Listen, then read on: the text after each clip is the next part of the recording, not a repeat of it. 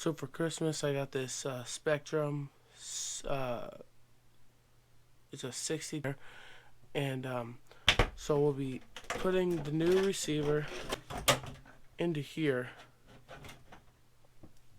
It goes right here in this water for my Blazer for when I put that. It reveals the receiver, obviously, but then you have this, and inside the receiver right here, this is what this one looks like. There's your bind button.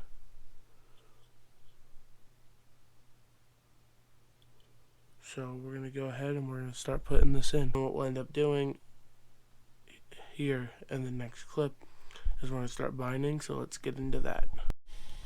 Alright, so what we're going to do here is we power it on.